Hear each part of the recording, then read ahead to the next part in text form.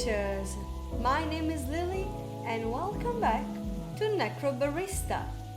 Okay, so last time we put aside a little bit to deal with Ned. He went away apparently. And we dealt with Kishan. We stole 4 of his last remaining hours, but then Che forced Maddie to give them back. And then we had that reading segment with Che running down a dark corridor, which I don't know if it's the meaning of him passing away, so we will soon find out if he's still here. So let's jump into it. Okay, no, he's still here. Hello, Kishan boy. Why are you signing, my dear? Day 2, 5 p.m. outside the terminal. With Ned. I hope we get some more talking from Ned so I can actually get the thing, so I can read one of the things with him and Che. You're right? Yeah, I guess. Also, is he some sort of electrician or technician? Because his tools, mostly. Cool. Mind if I join you? Go for it. Aww. He's so big. Durry? Huh? You want a durry? I'm sorry, Durry. Coffin nail. Cigarette. You want a smoke or not? Oh, right, of course. Yeah, sure. Smoking is bad, babies. Sorry. It's been a weird day. Ooh, nice fire animation. Thanks. No worries. How does he smoke? Where are you from then? You're the first to ask. I live in Collingwood. Where else can you find an active nightlife scene amid active factories, shots and apartment builds all during the 1800s? I don't know how to read dates in American. Oh yeah? Whereabouts? Smith Street? A bit pricey up there these days, isn't it? But you like your avo toast. Piss off. I got housemates. Oh. Nah, I know what you mean. Bit odd. Being dad and all that. Takes some getting used to. Ned certainly knows what it's like to get used to being dad. Okay, maybe that's something that I'll have to do with him. People keep saying that, but it doesn't make me feel any better. I understand. Do you? I reckon as much as anyone can, yeah. Right. Well, hey, what's avo toast actually taste like? Huh? I've never had it. Can't you go out and just eat some? They also have it in the menu of the cafe. Sure, Maddie could whip it up if you asked.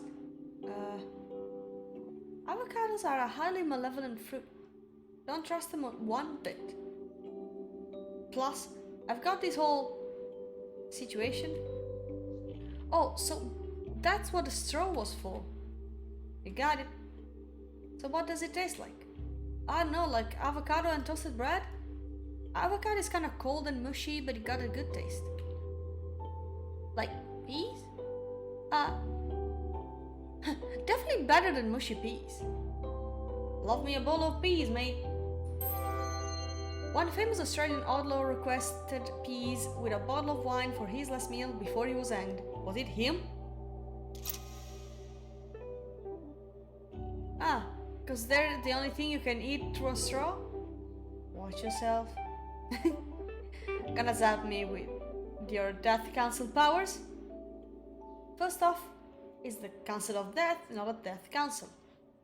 They're totally different things. Secondly, you really think that's what we do? Walk around shooting lightning out of our fingers? Well, when you put it like that, it sounds a bit silly, yeah? We don't do anything like that. We just keep things running smoothly is all. Harassing cafe owners to settle their time debt isn't something we like to do often. So you just keep the peace? fucking ironic as it sounds, yeah, Ned keeps the peace. Dude, I know. Want another? Sure. Aw, Ned is actually quite friendly for being an asshole that also is a criminal. What a beautiful shot. Oh, hi.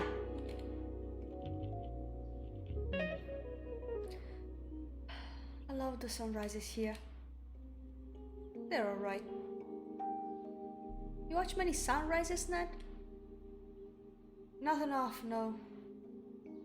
Even semi-immortals need their sleep. Semi-immortals, liminal space tends to draw liminal people. I just like to sit here and watch it. Even when it's cloudy or raining, there's just something about watching the sunrise that makes it easier to deal with the coming day. Feeling optimistic all of a sudden? No, I still feel like shit. Huh. About you, Kishan?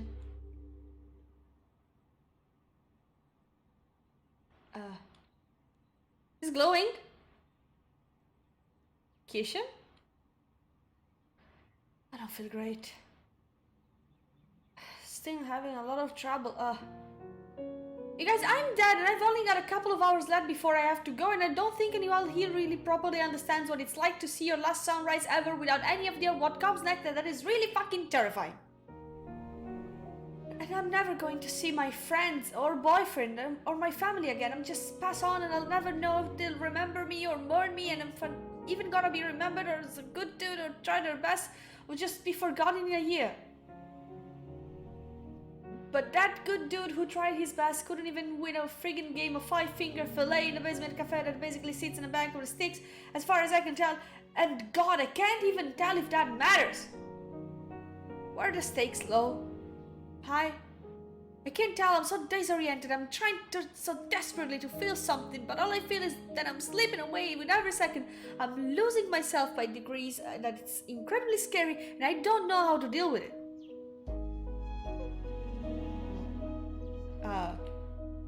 Yeah, fair cop. I actually came out to apologize for that. The game. Oh, for God's sake. Madeline, have you been gambling again? Can it, Ned? Kishan? I shouldn't have taken that time from you. You took it fair and square. I don't feel like I did, so I'm giving it back. Believe me, I'm as surprised as you are. I don't usually do this. What's different this time? That's my business. You got very, very scolded. Can't believe you're still swindling people out of hours to try and fix your debt. Dude, I know. It's bloody undignified. And it's a clear violation of the rules. I will punish you right now, my man. I thought you'd stop pulling that crap once you took ownership of the cafe from Shay.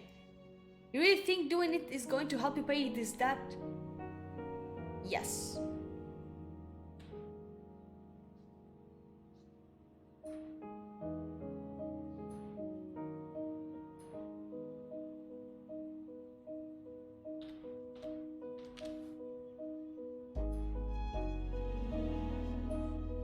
Yes, absolutely. And if you've got any bright ideas on how to do it, otherwise I'm all ears. We should have never granted you and changed those licenses to practice. The action of reckless necromancers make a pretty good case for the importance of occupational licensing. You've obviously failed to be responsible with that. You really think we wouldn't be doing it if we didn't have the licenses, Bushman? Given your history, the hypocrisy on display here is astounding. That's all behind me, and you know it. I've been working and doing some good for the last 100 years. With a council? Really? Yes, we maintain the balance. You know why it's important? Sure do, I don't need you moralizing at me from your ivory tower. Give it a rest, guys. But I'm pulling the last day on Earth card. Quit it.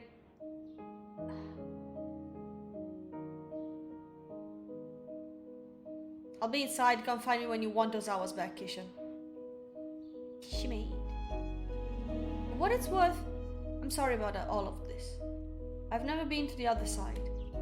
I was too afraid to leave, walk the land for decades evading the council. That's a crime they call revenancy, staying too long, upsetting the balance. But in lieu of booting me straight to the next place, Ned may have forgotten some of the scenes of his past, but he's pretty sure he wouldn't be going to heaven. Oh, fuck, okay. Sorry, that's all stuff you don't care about, I suppose. Hey, it's interesting enough. Nah, I'm just filling up empty air. You should head inside and grab those hours back. Truth be told, I'm not feeling especially fond of Maddie right now. She might have been dishonest with you, but even I can tell she's at the end of her rope. And you might not be able to see it yet, but I think the people in there are fond of you. You think so? Maddie wouldn't have offered the hours back if there was something different about you. Plus, that kid Ashley seems to like you, yeah? I guess. She kinda just dragged me off and got me to hold screwdrivers for her. Trust me, she thinks you're great. Go on inside and say hi. I got some business to go stick my nose into anyway. Alright. Catch you in a bit. We've got some questions about the council.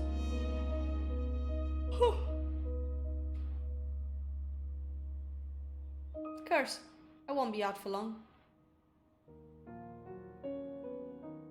Later, mate.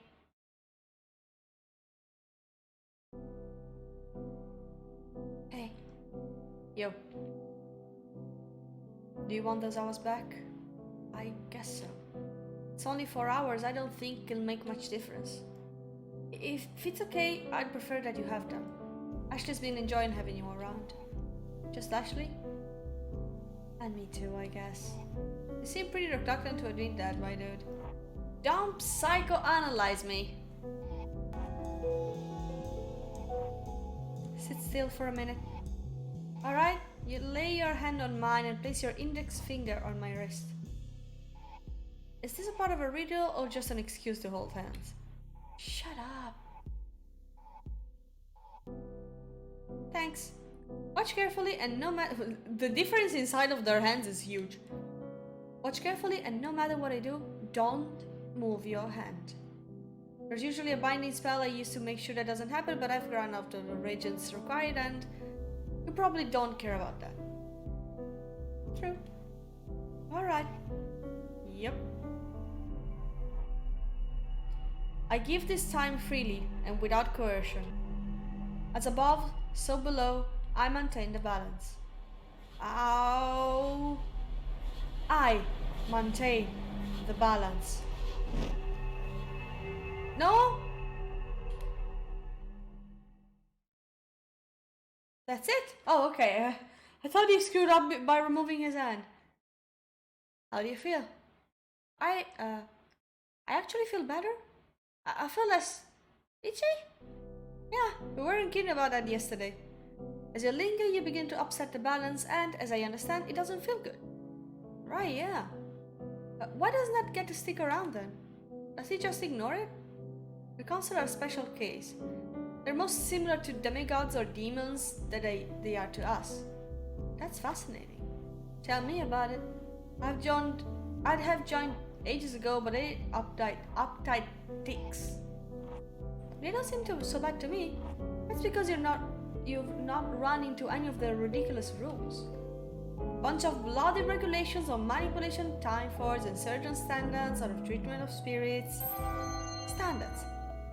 There's got to be a more inclusive term than human rights for all and none of the non-quite human entities that are floating around. That's why you gave me the hours back, because Ned realized you broke the rules? No, that was all within the guidelines, despite his blustering. I gave them back because I felt bad, it's all.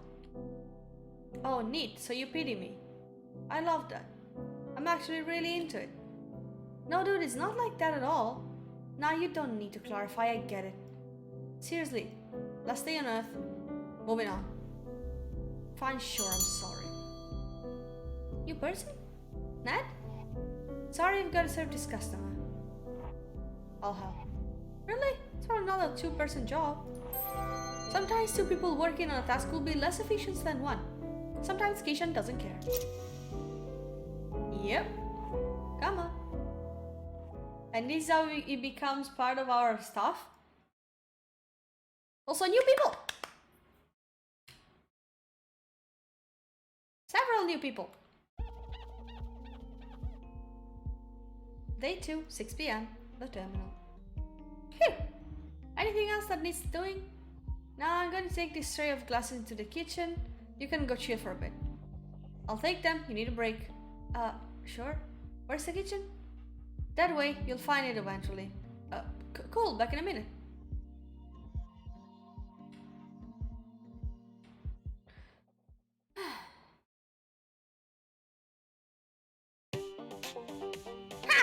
Your pawns are nothing compared to my raw power of my castles.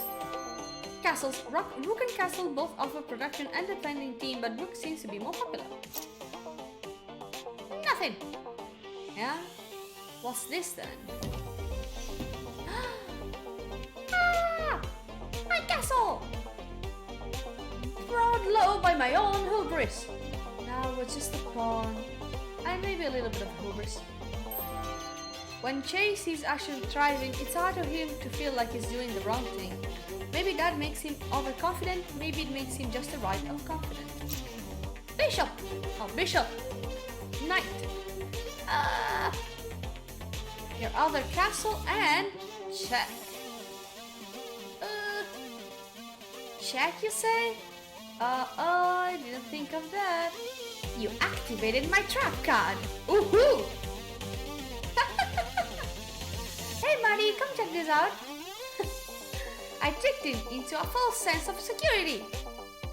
Oh man, that's embarrassing. You seriously let her overmaneuver you that hard? Yeah, I'm very ashamed. I suppose the real hubris was inside me all along. I friggin' love winning. I should try doing this more often. A chance to win a chess. Could go into a big winning streak, you know? You wanna play something with us? I should really head back out to the bar. There's nobody there. Come on, take a load off. If anyone really needs you, they'll know where to find you. How about I grab us all a drink, make sure there's nobody waiting down there, then we'll play something? Won't be 5 minutes. You actually gonna come back this time? Never come back. Let Shay go grab the drinks. I'll come back. Promise. Why don't you pick up the game while I'm gone? Let's find something, actually. What do you feel like playing today? Something. Huh. Something with lots of dice. D&D. The past tense of die is die. The plural of die is dice. Dice it is. We'll see in a minute, Manny. Day 2, 6:15 p.m. Ashley's workshop. What? Oh, she did came back. Come on. Good. They are playing D&D? And that's why the 4th season of Robot Royale was an absolute betrayal. But I still want to be on it one day. Well, yeah. Unless an indie circuit opens up. Like in wrestling? Exactly like in wrestling. Melbourne's got a local show. I want something like that. You could probably put your own local league together if you worked really hard.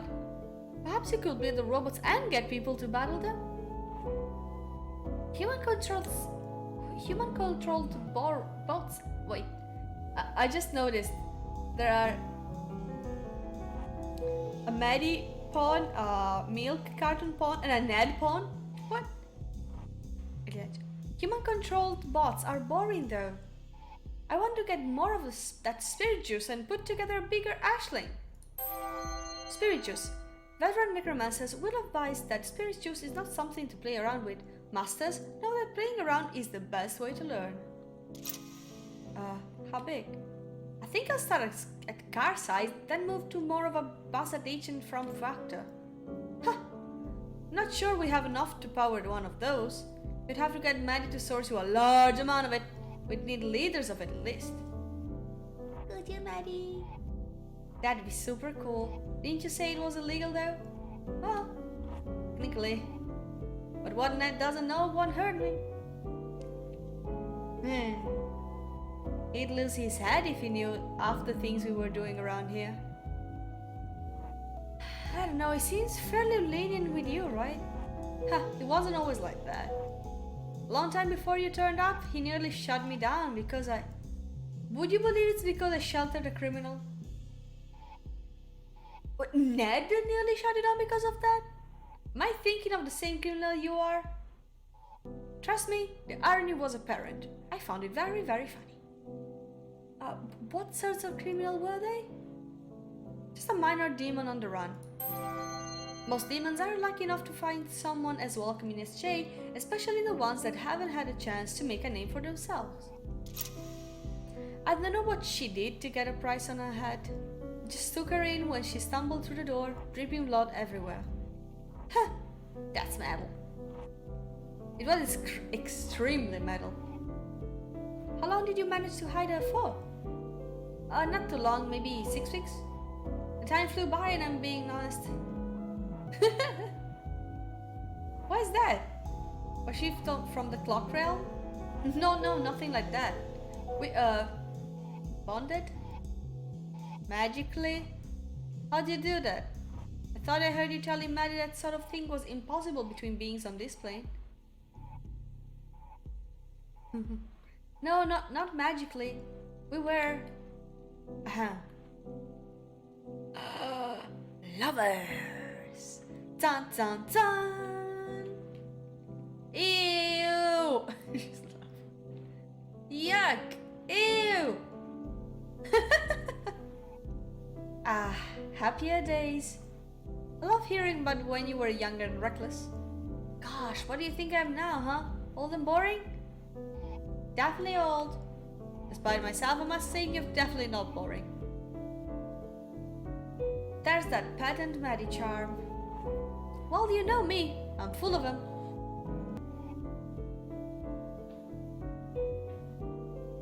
Oh yeah.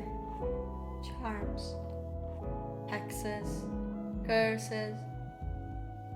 That's all on your accounts, old man. I won't deny it. Hey, Maddie?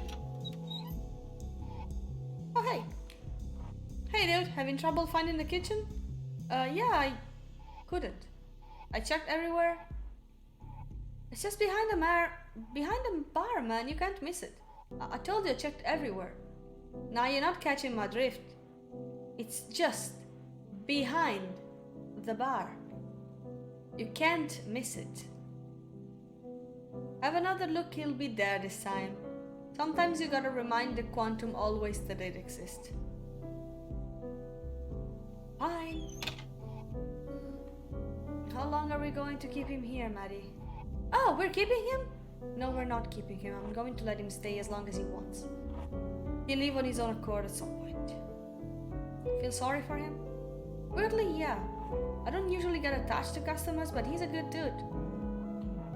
I like him. Do you like him because he's nice? Or because he was good at passing your tools over? Yes.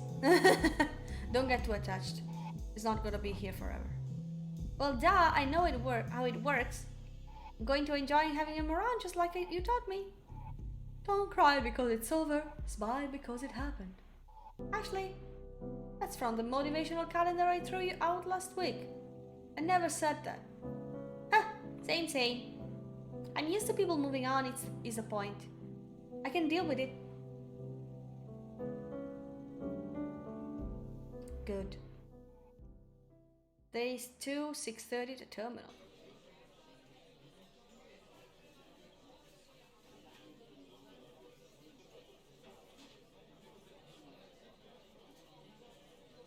Oh well, Ned is back.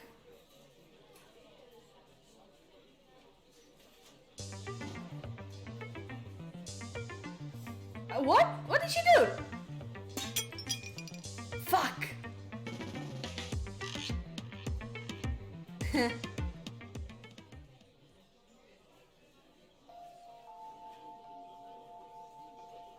You gotta keep staring at the coffee stain or not? Yeah.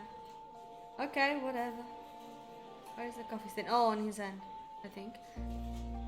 What do you want from this conversation? I'm I'm an open book as far as matter of life and death are concerned. Yeah, I don't want to go.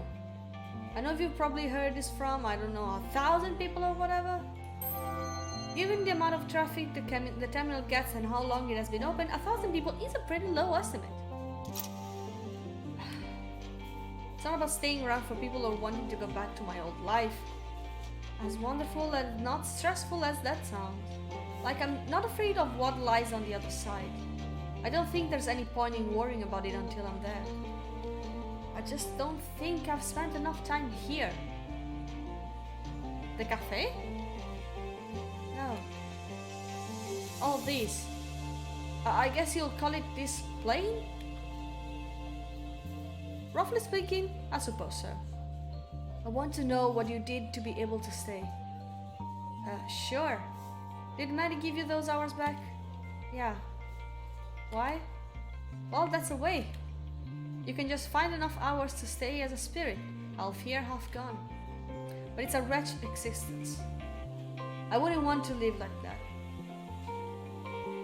How would you find the hours though? There's only so many you can get from consenting beings, right? The crappy psychology of gambling aside, you're right. Yeah. So the question is, how do you do that? How do you create life from nothing? Necromancy? The answer is that you can't, Kishan. It's impossible. There's always got to be some sort of balance maintained. Everyone who learns to manipulate the fundamental life forces understands that no matter whether you're doing good or bad things with their skills, there's the thing though. You don't need both parties to agree. It's just a social nicety. Nicety? Nicety. Something that separates us from, well, people who won't do that. That's where the idea of vampires came from, for example. Those bastards. They're not special or anything, they're just dickheads. Anyway, if you can take life force from people, you can also drain it from animals or plants. But in this business, there's a lot we don't or can't understand. One of the things we can understand is why life force from animals and plants is tainted. It feels gross. If it didn't, everyone would take it, consequences be damned. How were you feeling today before Maddie took the hours back? I felt like I was slipping away. Like my mind was really foggy. Foggy. It's scary to run when it's foggy, you don't know what you might be running toward. Oh, that's the thing that we read about, I think. It was really hard to think or put sentences together. Nobody really noticed though. Typical. Imagine that but 10 times worse. You're foggy but there's also something fundamentally wrong. Like you're a collection of puzzle pieces that don't quite fit together. Like an engine that's running out of oil. That sounds horrifying. Right? So, should I do it? Probably not. How would I stay otherwise? Well, you could always go to the lamb. Just run for it. On the lamb. Oh. Like ran away. But it'd catch me. Not me personally, but yes, the council would eventually. And that's it. That's my only option. Perhaps. Depends on how you feel about bonding your soul for eternity with a fundamentally neutral arbiter of justice. The downside of neutral arbiters is that they're never on your side. I have no strong feelings about it one way or another. Smartass. Would you regret if you stayed here forever instead of moving on? I don't know, I guess that'd be up to me, right? What do you mean? In the end, how I feel about taking a big branch of my life is just a matter of how I frame it. I can focus on what I'll regret, sure, but it's not a useful way to spend my time. If I focus on the future, on everything that's in the possibility space instead of outside of it, that's probably better for me, yeah?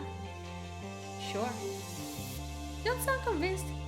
I'm just ambivalent on it. I try not to think about anything too hard these days.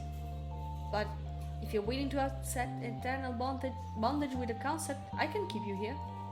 It's not easy work though. You have to act in the best interest of the system, not its individual parts. Bureaucracy at its finest. How did you learn to deal with it? Just took some time. When you're used to it, you learn not to think too hard about what you're doing. As long as you take a holistic view of everything, things generally shape you alright.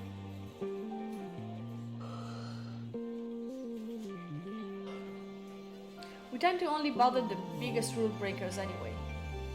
Maddie being one of them. Habitually. She wouldn't be getting so much leeway if it weren't for Che. I don't understand that guy. He's nice, we've chatted a bit. What makes him so special? He's provided services in the past. I can count on one hand of the number of people who knows as much as the manipulation of life force as he does. He's been researching it for over 100 years. A lot has changed since the days when Che was a young man. No, wait, is that old? He looks like 60 max? Yep, much older than that. He's 60. He doesn't look 60. Wow. We're getting sidetracked though. How do you feel about joining the council? I don't hand out offers willy-nilly, you know. I'm interested, but can I have some time to think about it? How much time do you have? You've been out for nearly 25 hours. Huh, you're overdue. Put it on my list tab. Huh. Okay. I assume you're not going to stick around forever. Unlikely if the nephew hours are anything like how I felt this morning. I'll stick around until you have a solid answer then. Cool. I don't like where this is going. Wanna get drunk? We're already drinking, mate. Nah, Che told me about something pretty special he's got behind the bar. Unless it's something really special, he's probably offered me some. And even then. So you've tried the bottle soda? You pulling my leg? Oh fuck! Oh no! Oh, Kishan is trouble. Kishan is trouble, guys. No? You've got to be mistaken. You hadn't seen it in person, have you? Yeah, I actually have seen it. It's that is quite illegal. I expected better from him. Damn it. So are we going to drink it or not? Council regulation required me to confiscate it or force the owner to dispose of it. Ned doesn't steal anymore, he just confiscates. Haha! We'd be doing him a favor then, I suppose. Come on, dude. Jay said it'd knock you flat. When you say you mean me? Or you? Or just anyone who drinks it? Anyone. It's like 200% alcohol or something. That is him inventing now? That's not technically possible, but I'll admit my interest is piqued. Well, let's not waste any time. He already stole it? Damn it. This was a setup, wasn't it? Basically. You in? Fine. Oh, this looks deadly. You think that people can get alcohol poisoning? Aye. To bureaucracy.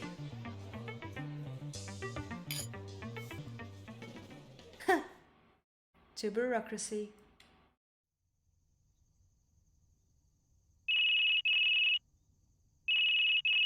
Phone. It's 8. Yo. Wait, 8 was calling you? Your orders arrived.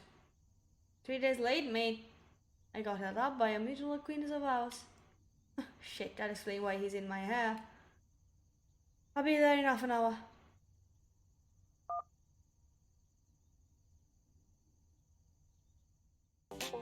Oh. What do you do?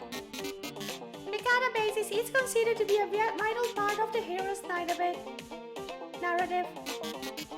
Every hero goes to hell at some point, and in the stories, they usually come back, which is the bit that seems weird to me. I don't think that's how it works in real life.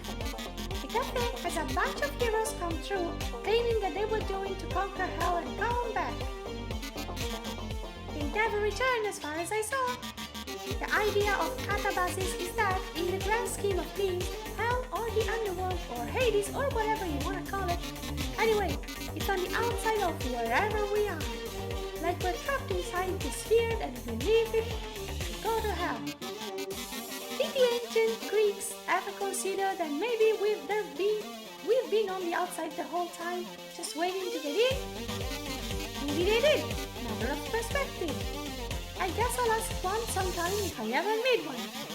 But perhaps we're just waiting our entire lives for these to pass through the firmament to the next place. To be driftwood that washes up on the shore of whatever the next place actually is. Seems weird, but maybe that's where we're naturally meant to be. I'm thinking it's possible that this world isn't some sort of proving ground or anything. Maybe it's just a waiting room.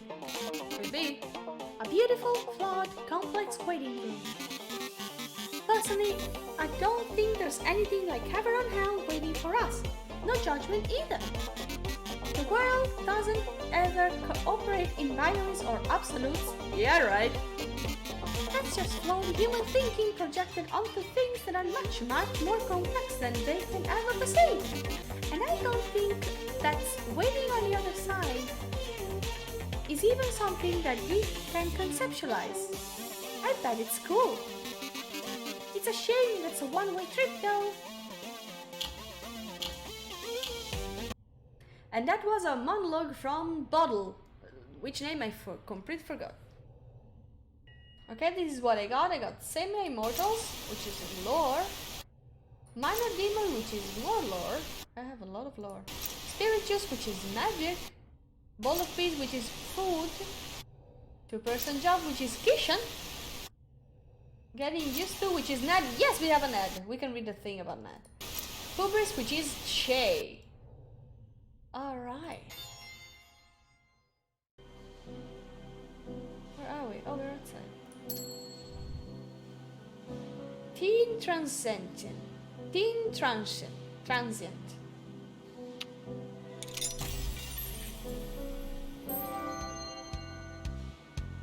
A teenage boy approached the counter. Shoulders slumped forward, head down, eyes on the ground up until the moment he looked up to order a drink. He was old enough that he could have passed for a young adult with a better presentation, but the posture coupled with the oversized backpack he was wearing were that giveaway. Irrespective of his age, he was still just a kid. Can I get a Coke? Another befitting of a kid. Yeah, I think we can manage that, said Maddie. Think fast, said Shay. Maddie turned around just in time to see an early William can hurtling toward her. She almost got it. The brand rolled back toward Chase, who scooped it off the floor. He hesitated a moment before setting it on the counter. No ice, right? Said Che. The boy nodded. No. Oh, yeah. Yes, to no ice. Che cracked open the can and poured into a waiting glass, which he then slid at the counter, pushing it gently enough that it came to rest in front of a teenage boy. The boy grabbed the glass. Thanks. He glanced around the room. If you're looking for a place to sit, there should be plenty of seats upstairs. The boy nodded and headed for the stairs, drinking in hand. Plenty of seats down here too, said Manny, turning to Che. Yeah. But I think upstairs is more Tuan's place. What did you just call him? Tuan. People have names, you know. That's the problem with having regulars, said Manny. People expect you to remember their names. Though, now that I think about it, Tuan probably wouldn't mind finding out that you don't know his name. Can't have your name on Maddie's shit list if she doesn't know it. Should he be on my shit list? Said Maddie. Nah, he's harmless. Maybe a bit susceptible to peer pressure, but I think that's why he comes here. To meet with peers? No, to meet people who aren't his peers. How many glum teenagers do you see around here? Too many. Maybe not enough. Please tell me you don't actually mean that, said Maddie. Teenagers have the highest noise to spending ratio in any demographic. Of any demographic. Not the glum ones. And if I were a glum teenager trying to find my place in the world and trying to carve out an identity for myself, I could imagine a worse place to do it than right here. Teenagers can go be glum somewhere else, said Maddie. Whatever happened to proper teenage delinquency? Be careful for what you wish for. We've been merciful delinquently free for quite a while now. Proper teen delinquents don't loiter in coffee shops. We set things on fire, spray paint alleyways, and stay out of past curfews. Does the city have a curfew for minors? It should! Teens need to be able to break rules, and all the better if committing acts of vandalism at 11 p.m. gives them a 2 for 1. Maybe they should avoid delinquency and just stick to general mischief. Oh no. We already have plenty of mischief around here ever since Ashley said so. Got it. Next time I see Tuan, I'll tell him he needs to be committing more crimes. What he'll do if he actually take your advice? He won't. Peer pressure only work if it's from a peer. Someone my age might telling him he'll be cool if he started swiping liquor won't do much to assume that becoming a thief is a ticket to popularity or acceptance. So find out the teenage to tell him. I'll keep my eye out.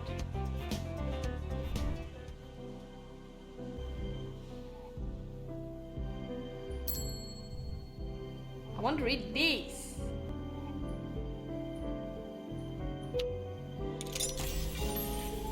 Judgment 1.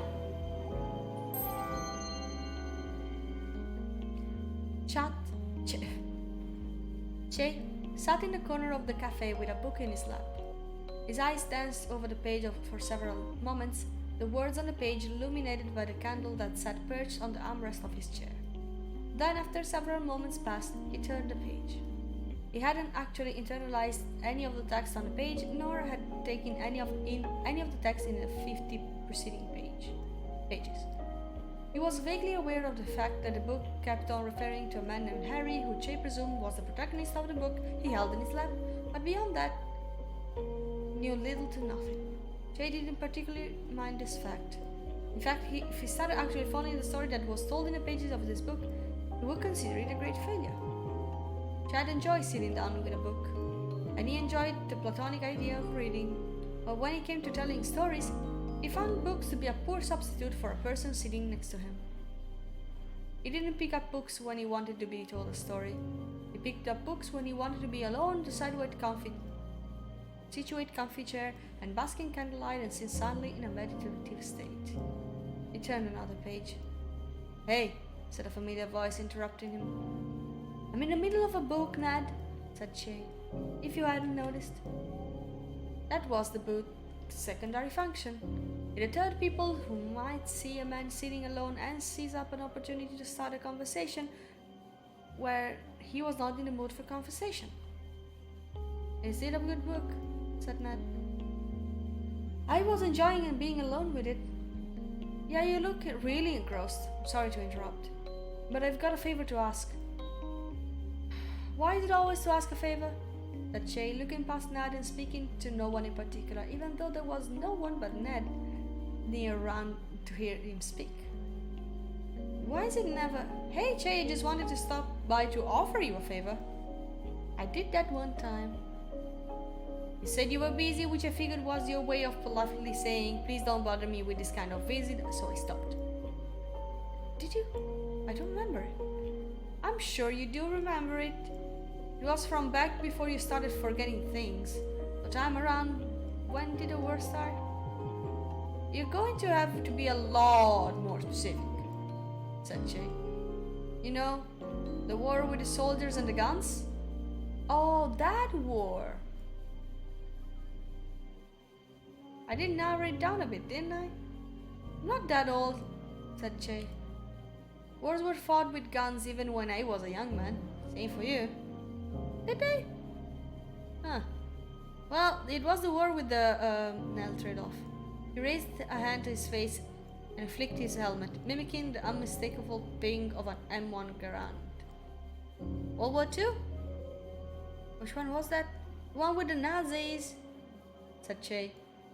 "That sounds about right," said Ned. "Anyway, I came to ask a favor." "I hope that favor was spend a few minutes of your time having an inane conversation, but we already did that." "My, but you're snippy today," said Ned. "What's gotten into you?" They held up the book. "A good book, that's what gotten into me." "Sorry, wouldn't have to ask if it wasn't urgent, but I'm in need of an interpreter. You speak Cantonese, right?" "Yeah." "Great. Can I steal you for a few hours?" Not if it's to be an interpreter. Why not? You speak Cantonese and you seem fluent enough in English, so why would you say no specifically to translating? Being an interpreter is not as simple as being bilingual, Ned. Isn't it? I figured you hear things in one language and say them in another.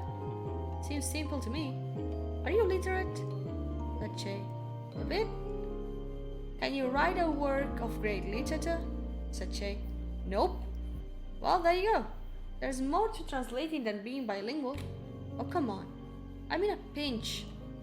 I'm not asking you to be a great interpreter, just an adequate one. There's lots of bilingual people around, said Shay. I'm sure you know other places to ask. Yeah, but I know you're not the kind of person to spill secrets. And it's the kind of conversation that I just want to be between me and the other person, you know? Great. Sounds like you need a professional interpreter. I heard they're great at facilitating those kinds of interactions. Come on. What can a professional interpreter do that you can't? A lot of things. But for one, a professional interpreter is someone you can count on to allow you to use their mouth to say incredibly stupid things without letting you or your counterparty know just how stupid they find the interaction. Funny said. Funny that. I always figured that's the kind of thing you'd be good at. Because I'm so good at holding my tongue? Yeah. I've tried before, said Shay, kicking up his feet. Being an interpreter pays well if you find yourself working for the right people and it leaves your hands in a lot less calluses than some of the work I found myself doing instead. But you'll notice my hands have calluses. Turns out holding your tongue is oftentimes harder than digging holes. Come on, you know how to be a diplomat. Back off. There was me being a diplomatic. Now, would you kindly find another solution to your problem, one that doesn't involve me performing a task that I've told you at least twice that I'm not going to do? Ned started to say something, but stopped just short of making another and backed off. Hey, Maddie! Ned shouted. No! I haven't even asked you for anything yet. I know. I thought I would save you the time. What is it with you people? Maddie turned toward Ned and glowered at him. You people? Ned raised his hands defensively. I just mean that you two, you're just birds of a feather in quite a few ways. Oh, because they're both Chinese. Maddie stared at him, and Ned contemplated whether there was any way for him to make a segment grouping Maddie and Shay together without making himself look worse than he did already. He sighed in frustration. You know what your problem is? Yes, said Maddie. I know him quite well. And he's standing right in front of me. She's reckless. Alright guys, I think this is a good place to stop. Yes, because I don't have most of the things that I need for this. Anyway, I think